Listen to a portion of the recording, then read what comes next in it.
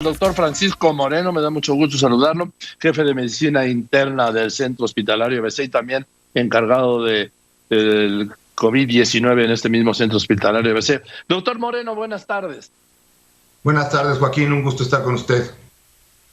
Igualmente, doctor, a ver, cuénteme, ¿tiene ya la información? Lo vi por su cuenta de Twitter, de este caso que están reportando de Hong Kong, la primera persona que se habría reinfectado. Él se fue a España y regresó, y no sé, pero le pregunto a usted, doctor, ¿qué significa esto?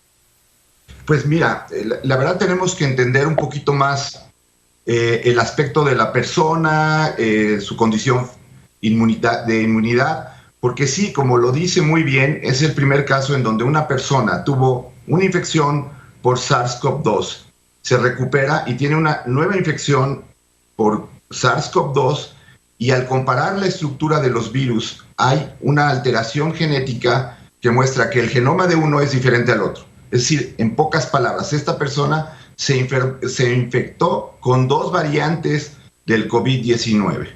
¿Qué implicaciones tiene? Pues esto aún no lo sabemos, hay que tomarlo con calma. El segundo cuadro del paciente fue totalmente asintomático, lo que querría decir que la inmunidad tiene algo que ver. En lo que sería muy importante es que al volver a cultivar un virus en él, quiere decir que este paciente podría haber vuelto a contagiar este virus y ahora en una forma un poco diferente. No quiere decir que este virus sea más agresivo, más contagioso, sino que probablemente al tener alguna mutación permitió que el cuerpo no lo reconociera en forma instantánea y tiene una segunda infección.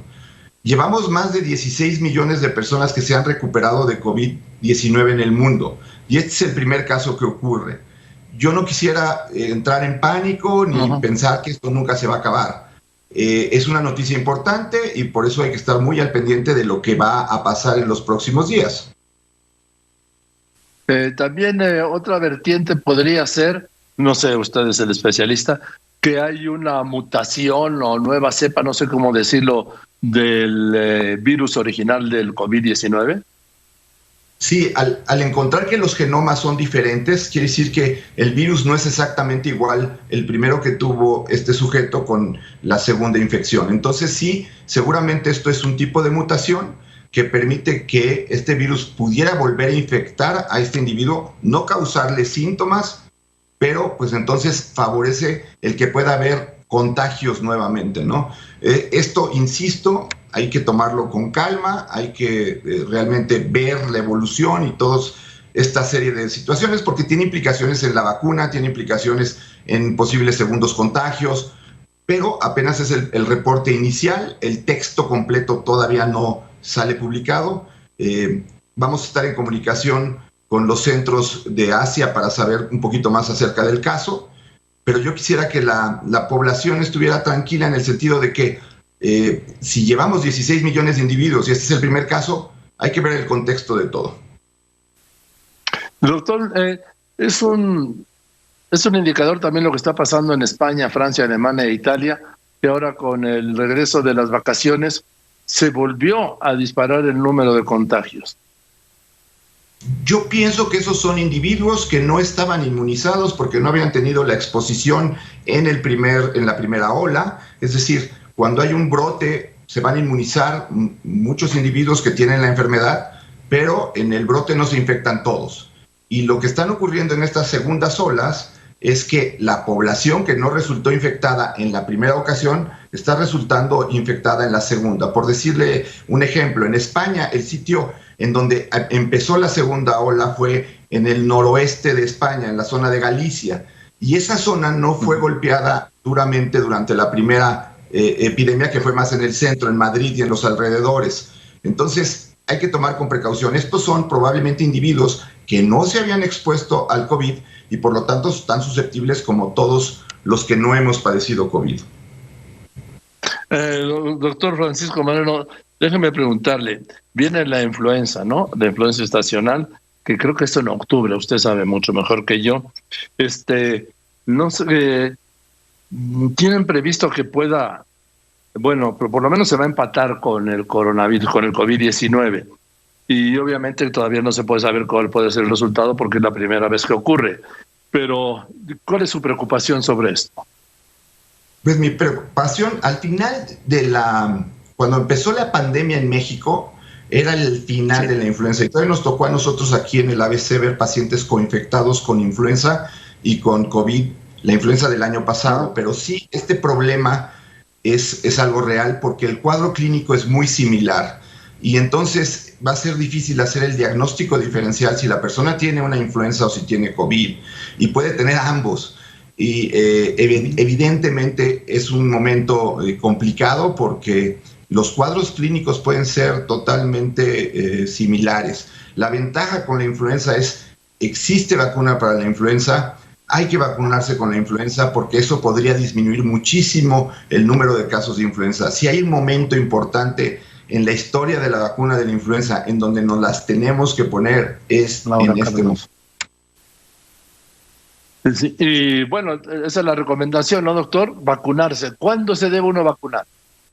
En cuanto la vacuna sea liberada por COFEPRIS, que es habitualmente en septiembre, a mediados de septiembre, recuerden que la época de influenza está muy relacionada con el invierno, estamos en otoño, pero el invierno es un poquito más crudo en otras partes del norte del país, y en cuanto esté la vacuna disponible, hay que vacunarse. Ese es algo que es realmente muy importante porque de otra forma, como bien dice Joaquín, vamos a tener esa coincidencia de dos infecciones muy similares que pueden ser difíciles de distinguir una de otra e incluso pueden ocurrir las dos en forma simultánea. ¿Quiénes se deben vacunar, doctor, de influenza, doctor Moreno?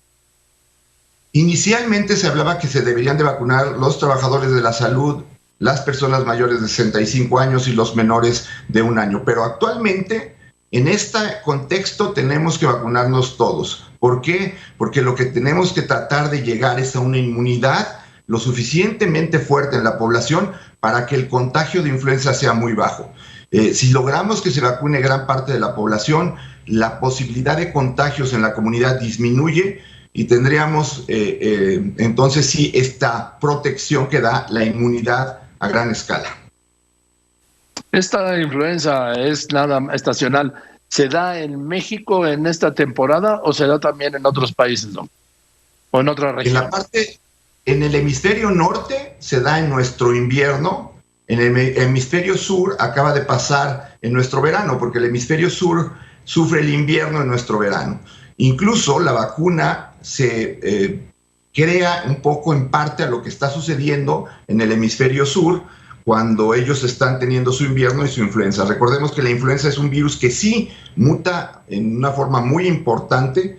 Los coronavirus, hasta donde habíamos entendido, no tenían una capacidad de mutación muy importante, pero, insisto, el SARS-CoV-2 ha sido un virus totalmente nuevo, nos ha cambiado muchas cuestiones que sentíamos que teníamos bien entendidas de los virus, y bueno, a lo mejor esta mutación que se presenta ahora puede favorecer que haya nuevos contagios.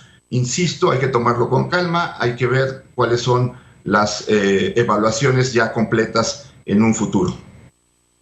Y también por último, doctor Moreno, se habla casi todos los días de la vacuna, que ya está la vacuna, que ya viene la vacuna, que ya se comprometió la vacuna, que está garantizada la vacuna. Y yo lo que he dicho, y no sé qué opinan ustedes, que tenemos que pensar como si no hubiera vacuna, porque en los hechos no hay vacuna contra el COVID. Así es, la realidad es que el discurso de la vacuna actualmente es un discurso que tiene que ver con lo político, que tiene que ver con lo electoral, que tiene que ver con lo económico. Desafortunadamente todos esos factores están presentes en la actualidad y lo primero que se busca en una vacuna es seguridad.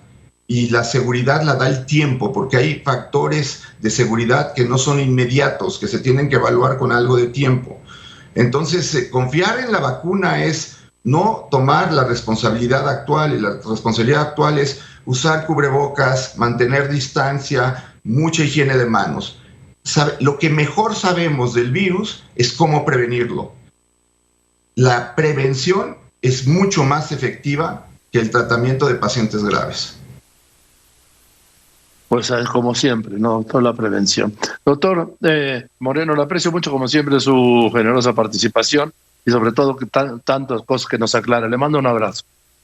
Al contrario, Joaquín, mil gracias y estamos para apoyarlos y a cuidarse, a seguirnos cuidando. No, ya no.